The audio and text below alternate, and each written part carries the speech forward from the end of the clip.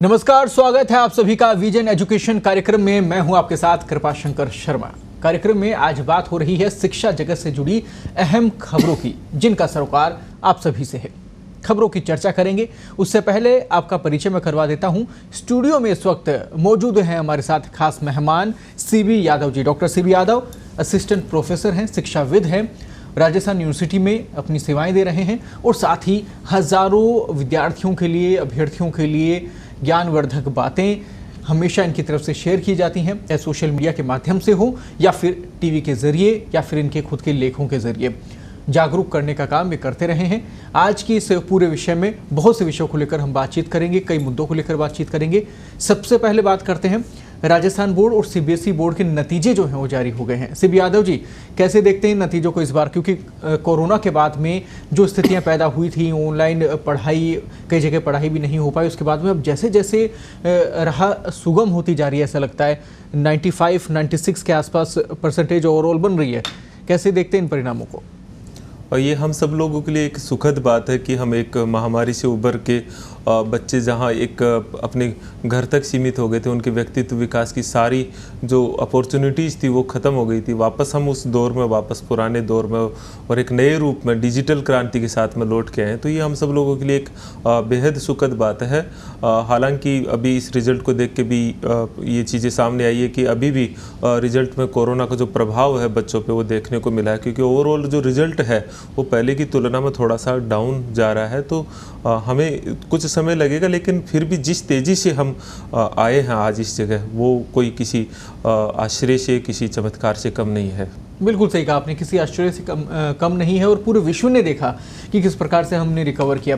फिलहाल education system की हम बात करें, देखिए परसेंटेज लगातार बन रही है। 12वीं सबसे अहम कड़ी होती है पूरे जीवन के, 10वीं और 12वीं बोर्ड जिसको कहते हैं। उसके बाद में फिर ग्रेजुएशन और पीजी के लिए आगे बढ़ते हैं। तो 12वीं अहम कड़ी मानी जाती है क्योंकि आगे का पूरा आधार वो बनाती है। तो ऐसे में परसेंटेज सिर्फ मायने रखता है या फिर आपको क्या लगता है कि इस बार नई शिक्षा नीति की, पिछली बार हमने डिबेट में बात की थी, चर्चा की थी, तो 12वीं और 10वीं में नई शिक्षा नीति के तहत कुछ परिवर्तन आप देखना चाहेंगे ताकि आगे जो है बड़ी जो एजुकेशन से, यानी ग्रेजुएशन, पीजी, अन्य डिप्लोमा वगैरह, उनमें उसका सीधा इफेक्ट मिले, नौकरी तक वो बच्चे पहुंच पाए, भटकना ना पड़े उनको? देखिए, ये तो बड़ा विषय है जिस पे हम लोग पहले भी चर्चा करते आए थे।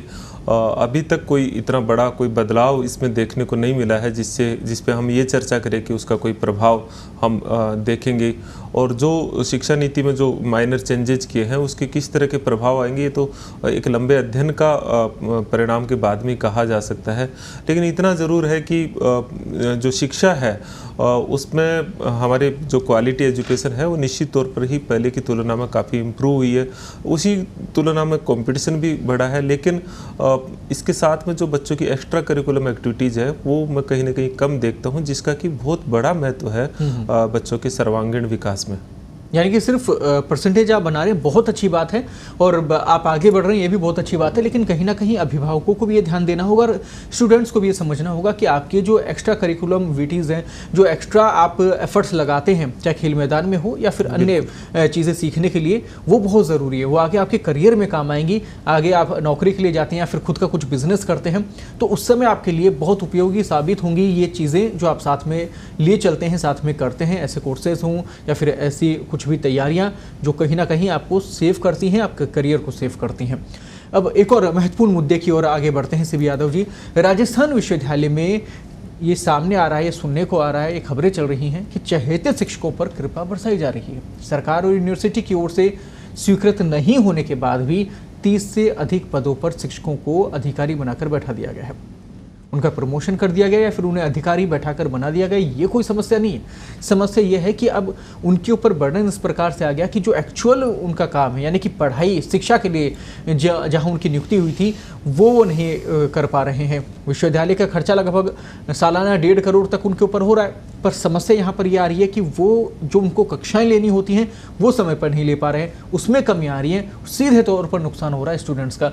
इसके ऊपर मैं आपकी टिप्पणी चाहूँगा कि इसके लिए क्या समाधान आपको नज़र आता है, क्या करना चाहिए प्रशासन को?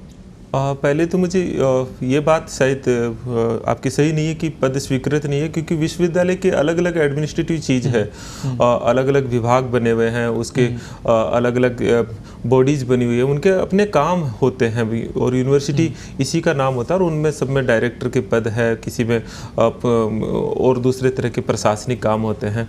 तो ये पद तो पहले से यूनिवर्सिटी में चले आ रहे हैं। और रही बात आपका ये कहना कि चहेतों को बैठा देना, तो ये मैं मानता हूँ कि इसमें काफ़ी हद तक सच्चाई है इस बात में, और इससे भी ज़्यादा एक गलत प्रैक्टिस में देखता हूँ यूनिवर्सिटीज़ में। कुछ टीचर्स का तो जैसे यही काम रह जाता है कि उनको कई कई पदों का भार ले लेना और फिर इसी के भीतर इन्वॉल्व हो जाना। किसी भी शिक्षक की जो मूल पहचान होती है, वो पहचान होती है विद्यार्थियों और उनके बीच का इंटरेक्शन क्या है, और क्लास में उनकी प्रेजेंस, क्लास में विद्यार्थी, उनकी क्लास में विद्यार्थियों की उपस्थिति और उनकी क्लास की रेगुलरिटी, क्लास के प्रति उनका डेडिकेशन, क्लास से पहले उनकी तैयारी और रिसर्च जो है लगातार टीचर का एक विद्यार्थी बन के लगातार पढ़ते रहना, अपना ग्रोथ करना, ये जो इसके बिना एक विश्वविद्यालय की शिक्षक की हम परिकल्पना भी नहीं कर सकते हैं, मैं ये मानता हूँ। लेकिन ये एक गलत प्रैक्टिस मैं ये कहूँ कि एडमिनिस्ट्रेशन की है, इससे ज़्यादा मैं कहूँगा कि कुछ शिक्षकों की है। लेकिन दूसरा पक्ष शायद आप कृपाशंकर जी नहीं देखना चाहते कि बहुत बड़ी संख्या में राजस्थान विश्वविद्यालय की मैं बात करूँ तो यंग टीचर्स बहुत बड़ी संख्या में, जिनको इन पदों से कोई दूर दूर से वास्ता नहीं है, वो इनसे दूर रहते हैं। आप राजस्थान यूनिवर्सिटी की कई लैब में आप जाके देखिएगा, आप कभी है ना, आप तो पत्रकारिता करते हैं, रात को 12 बजे बैठ के भी शिक्षक रिसर्च कर रहा होता है। तो मुझे लगता है इस नेगेटिव चीज की बजाय जो पॉजिटिव चीज जो शिक्षकों में है, जो इम्पैक्ट है, वो अच्छी बात है। वो देखिए, वो उनका कर्म वो निभा रहे हैं और वो बच्चों के लिए बहुत कुछ कर रहे हैं, ये बहुत अच्छी बात है। लेकिन हमारा मकसद ये है कि अगर कहीं कोई नुकसान हो रहा है, कहीं कोई परेशानी है, तो हमारा मुद्दा वो है, क्योंकि समस्या अगर पब्लिक की है, अगर स्टूडेंट्स की है, तो हमारा मुद्दा वो है कि हम वो सामने लेकर आए, हम उस सच्चाई को सामने लेकर आए, उस परेशानी को सामने लेकर आए। मुद्दा यह है कि एक ही शिक्षक के पास में 10-10, 5-5, 4-4 प्रशासनिक पद विश्वविद्यालय के होना, ये जिम्मेदारियां विश्वविद्यालय शिक्षकों को निभानी होती है। लेकिन इसके साथ में अपना जो शिक्षा का और जो रिसर्च का वो काम है, वो कभी नहीं छूटता। लेकिन एक शिक्षक की इतनी जिम्मेदारियां ले लेगा तो निश्चित तौर पर उस पर प्रभाव पड़ेगा। तो ये एक गलत प्रैक्टिस है। या तो आप डिसाइड करें कि आपको करना क्या है, आपने बहुत सारे पद ले लिए या फिर आपको दे दिए गए, तो आप खुद अपनी भी बात रख सकते हैं कि अगर मेरा जो मूल काम अगर प्रभावित हो रहा है तो वो ना हो, क्योंकि अस्तित्व उसी से ही है। आपको चाहे विद्यार्थी जानते हैं या चाहे बाकी लोग जानते हैं, वो अस्तित्व आपका उसी से ही है, क्योंकि शिक्षक माँ बाप से भी बढ़कर एक रूप से माना जाता है, क्योंकि शिक्षा ही उसके पूरे जीवन का आधार हो जाती है किसी भी स्टूडेंट के लिए। जब आप ज्ञान देते हैं, जब आप उनको ये संस्कार देते हैं कि वो आगे जाके अपना करियर बनाएं, अपने भविष्य को सुधारें, तो ऐसे में आपकी भूमिका बहुत बड़ी है। आप अगर डाइवर्ट होते हैं तो फिर बच्चों के भविष्य का आप समझ सकते हैं क्या हाल होगा। इसके साथ ही इसमें एक और मैं समस्या इसमें जोड़ना चाहूँगा श्री यादव जी, शोध प्रभावित हो रहे हैं। देखिए, क्लास नहीं ले पाना ये एक और समस्या सामने आ रही थी, लेकिन अब शोध कार्य जो है वो भी से प्रभावित हो रहे हैं स्टूडेंट्स के। आप मिनिमम कितना समय इसमें मानते हैं कि कितने घंटे की यहाँ पर क्लासेस होनी चाहिए थी? सुपरविजन में कितने घंटे शोध कार्य एक जो शोधकर्ता है वो करता है, और इसमें कितना उसको नुकसान हो रहा है, ये भी एक बार आप दर्शकों के साथ साझा करें। और क्लासेज का तो ऐसा है अलग अलग, जैसे असिस्टेंट प्रोफेसर के एक वीक में 16 घंटे हैं, एसोसिएट के 14 घंटे, और अपने जो है प्रोफेसर के 12 आवर्स, ऐसे मतलब अलग अलग क्लासिफिकेशन है इसके भीतर। शोध में लगभग 200 घंटे का एक पूरा जो एक विद्यार्थी के लिए शोध में हम मिनिमम प्रमाण पत्र देते हैं, लेकिन ये बहुत अनौपचारिक सा रिश्ता होता है शोध वाला। इसमें कोई फॉर्मल ऐसा नहीं होता कि आपके क्लासरूम का कोई पार्ट चलता, बल्कि ये तो यूनिवर्सिटी से बाहर भी, इसीलिए तो ये आवर्स कम रखें, क्योंकि एक शिक्षक का काम केवल क्लास लेना ही नहीं होता, उसका काम होता है रिसर्च करना, पढ़ना, अपने रिसर्च विद्यार्थियों के साथ में जो समय व्यतीत करना, वो उनका घर भी एक तरह से लगातार इसी काम के लिए बना हुआ होता है। और शिक्षक की ड्यूटी तो कोई सीमाओं में बंधी नहीं है, मुझे लगता है वो तो 16-17 घंटे यही काम करता रहता है, उसका पढ़ना भी अपना एक ड्यूटी का पार्ट माना गया है। तो निश्चित तौर पर ही मैं ये मानता हूँ कि अगर एक ही शिक्षक कई पद ले लेगा तो निश्चित तौर पर प्रभावित होगा। लेकिन ये कहना कि कोई वो प्रशासनिक जिम्मेदारी निभा रहा है, जैसे एक शिक्षक हेड है तो वो हेड की जिम्मेदारी निभाएगा ही, उससे उसका कोई ना तो रिसर्च प्रभावित होता है, ना कहीं क्लासरूम प्रभावित होता है। किसी यूनिट का उसको डायरेक्टर बना दिया तो वो काम में कोई प्रभावित नहीं होता है। ये शिक्षक पे डिपेंड करता है कि आप खुद कितना करते हो। लेकिन एक शिक्षक की रुचि इसी में हो जाए कि वो सारे प्रशासनिक काम ही करने लग जाए। और इसके पीछे एक बड़ी वजह ये होगी कि शिक्षक जो होता है ना, वो समाज के नजरिए से चलने लग गया, जबकि शिक्षक को समाज का नजरिया बदलना था। बिल्कुल, ये बड़ी प्रॉब्लम है। समाज सोचने लग गया कि पदों के या अच्छा जो एक रूम होगा जिसमें शिक्षक बैठेगा उससे रुतबा बढ़ेगा। नहीं, शिक्षक को इस परिभाषा को चेंज करनी है कि क्लासरूम में विद्यार्थियों का संतुष्टि का स्तर क्या है, आपके विद्यार्थी है वो कितने डिसिप्लिन में रहते हैं, कितनी प्रेजेंस है, इससे शिक्षक का रुतबा बढ़ेगा। तो अपनी परिभाषा को समाज से तय करना ये शिक्षक की कमजोरी है। ये आप तय करेंगे। हाँ, ये आप तय करेंगे। आपको तय करना है कि मुझे एक शिक्षक के रूप में, हाँ, ये आपको तय करना था और शिक्षक पे बड़ा जिम्मेदारी मैं मानता हूँ।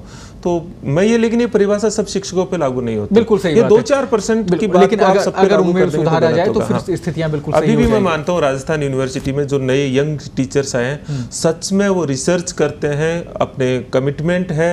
हमारे सीनियर टीचर्स भी बहुत सारे कमिटेड है, मैं ये नहीं कहता, लेकिन कुछ शिक्षक का आप एक परसेप्शन बना दो, वो नहीं। और मैं तो आपको आमंत्रित करता हूँ, विश्वविद्यालय में रात्रि में भी रिसर्च कर रहे होते हैं हमारे शिक्षक जो हैं।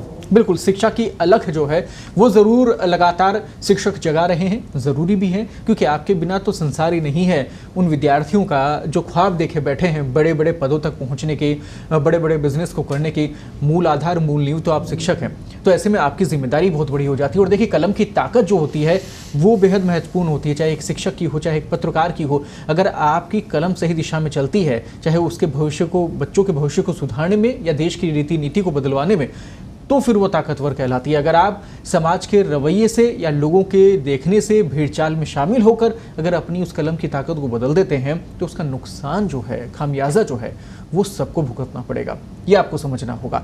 इसके साथ ही सीबी यादव जी, एक और महत्वपूर्ण मुद्दे की ओर बढ़ते हैं। देखिए, राजस्थान यूनिवर्सिटी में आप पढ़ाते भी हैं, शिक्षा से जुड़े तमाम पहलू जो उनको लेकर हम जिक्र भी करते हैं। एक अन्य विषय के लिए आपको लेकर चलता हूं मैं। राजस्थान में इस वक्त महंगाई राहत कैंप जो है वो आयोजित किए गए हैं। मुख्यमंत्री का ड्रीम प्रोजेक्ट है, लगातार वो खुद मॉनिटरिंग कर रहे हैं। ऐसे में शिक्षा विभाग के लिए भी यहाँ पर बहुत कुछ है, ऐसा शुरुआत में बताया गया था कि जैसे कैंप में ड्रॉप आउट जो बच्चे होते हैं, आरटी के थ्रू अगर ड्रॉप आउट बच्चे हैं या फिर वैसे ड्रॉप आउट बच्चे हैं जिनका एडमिशन नहीं हो पा रहा, कैंप के थ्रू डायरेक्ट उनको एडमिशन मिलेगा, कहा जा रहा था। खेल मैदान अगर नहीं है, भवन आदि नहीं है, उस कमी को दूर किया जा सकता है, ये वादे भी किए जा रहे थे। बच्चों को डायरेक्ट एडमिशन उन कैंपों के जरिए, यानी वहाँ पर आप पहुँचते तो भी आपको मिल सकता है। कितने कैंपों में इस प्रकार की चीज़ें हो पा रही हैं सीबी यादव जी? क्या लगता है आपको, क्या सच में मिल पा रही है राहत या फिर हावी हो रही है मनमानी की आफत? मैं खुद भी इन राहत कैंपों का हिस्सा हूँ, मैं खुद भी विजिट करता हूँ। यहाँ दो चीज़ें होती हैं इन राहत कैंपों में। एक तो पंजीकरण होता है लाभार्थियों का, दूसरा प्रशासन बैठा रहता है, जो प्रशासन गाँवों के संग या प्रशासन शहरों के संग, वो जो भी समस्याएं, सारे विभाग बैठते हैं। आपका बिजली विभाग बैठता है, आपका रेवेन्यू डिपार्टमेंट बैठते हैं, आपके PWD डिपार्टमेंट बैठते हैं, आपका शिक्षा विभाग बैठते हैं, सारे डिपार्टमेंट्स की अधिकारी बैठते हैं और समस्याओं का निराकरण तत्काल प्रभाव से होता है।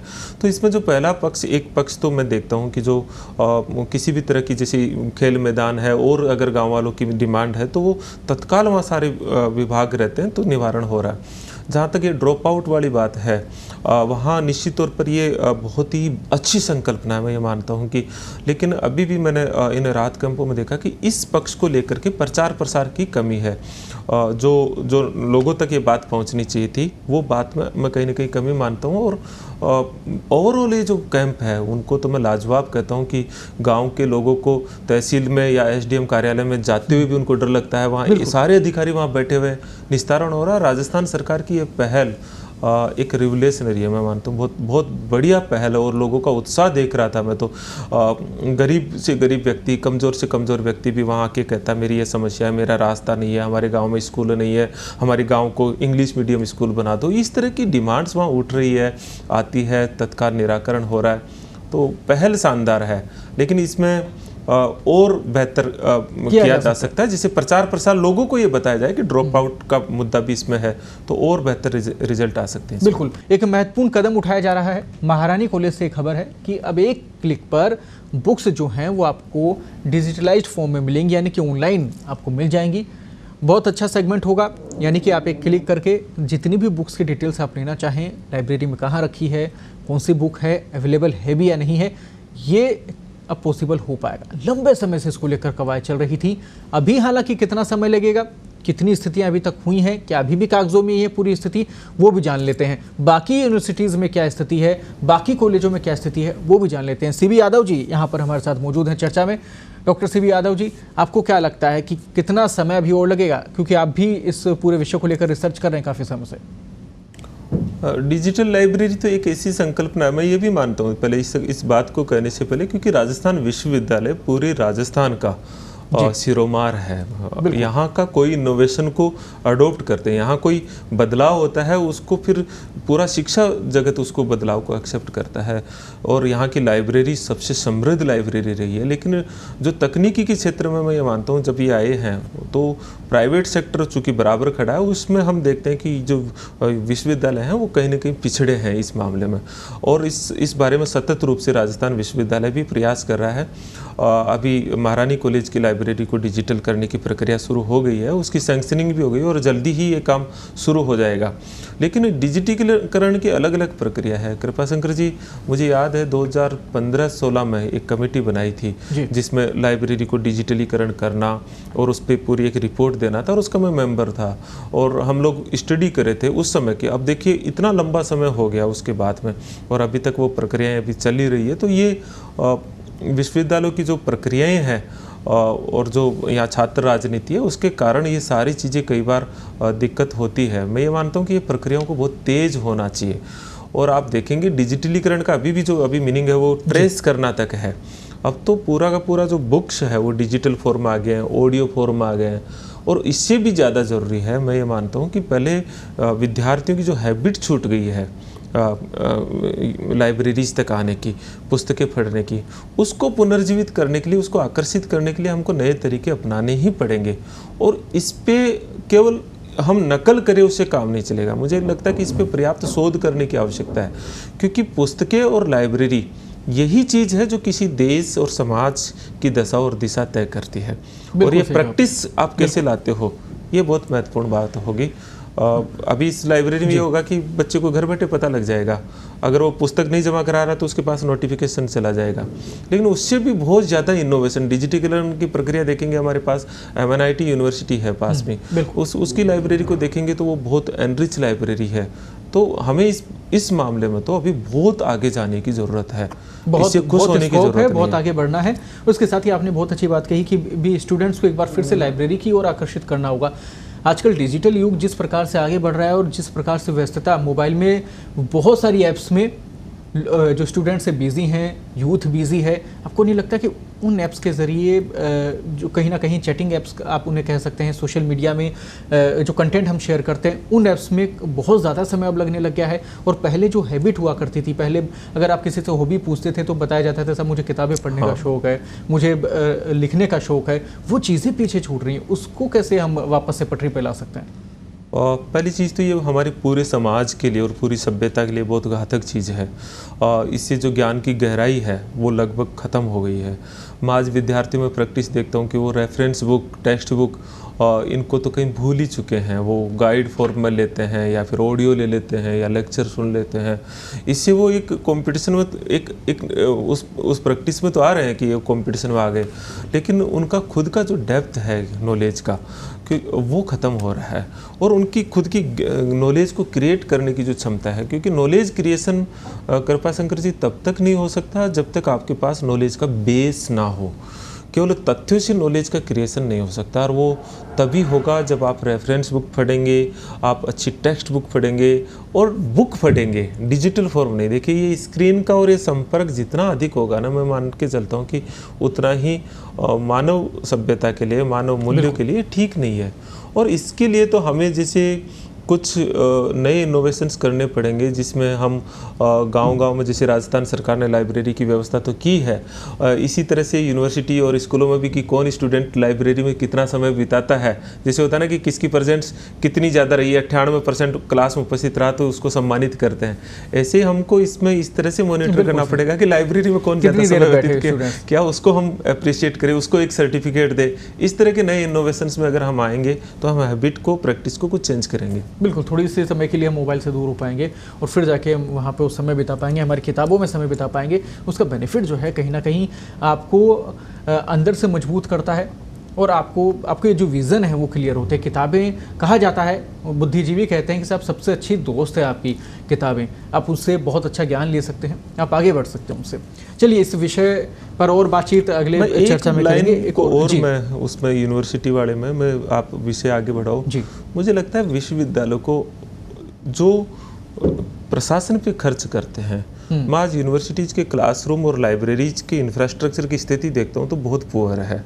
आपकी प्रायोरिटी चेंज करनी पड़ेगी। आपका बच्चा क्लासरूम में है, क्लासरूम का इंफ्रास्ट्रक्चर में अगर आप देखेंगे तो बहुत पिछड़ गए, उस पर खर्च बढ़ाना है। क्लासरूम को आपको डिजिटल, आपको मॉडर्न क्लासरूम में लाना पड़ेगा ताकि बच्चा उस एटमॉस्फेयर में बैठ सके। बिल्कुल, वो जो यूथ है बहुत लाइब्रेरी में भी वही प्रॉब्लम है, वो बच्चा वहाँ बैठ नहीं पा रहा। उसके लिए आपको एटमॉस्फेयर बनाना पड़ेगा। क्लासरूम ऐसी आपको इतना बढ़िया एक वहाँ उसकी साफ सफाई, उसका वातानुकूलन, वहाँ का डिजिटलीकरण, उसके इंफ्रास्ट्रक्चर में तो बहुत बड़े इन्वेस्टमेंट करना पड़ेगा। अदरवाइज धीरे धीरे नेक की ग्रेडिंग में ये विश्वविद्यालय पीछे चली जाएगी और एक समय ऐसे आएगा जब ये विश्वविद्यालयों को कह देगी सरकारें, जैसे निजीकरण किया कि नहीं ये आउटडेटेड हो गई है। और ये इस दिशा में आगे बढ़ने की बेहद जरूरत मानता हूँ। बिल्कुल बिल्कुल सही कहा आपने, बेहद जरूरत है। देखिए संसाधनों की कमी नहीं है, लेकिन आपको संसाधनों को उपयोग कहाँ पे करना है ये डिसाइड आप करेंगे।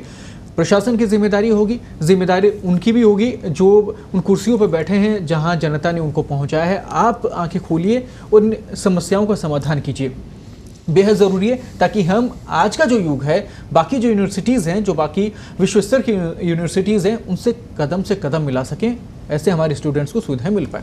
अगले विषय की ओर अब बढ़ते हैं। सबसे महत्वपूर्ण विषय, युवाओं के लिए बेहद महत्वपूर्ण ये प्रश्न मैं आपसे पूछने जा रहा हूँ।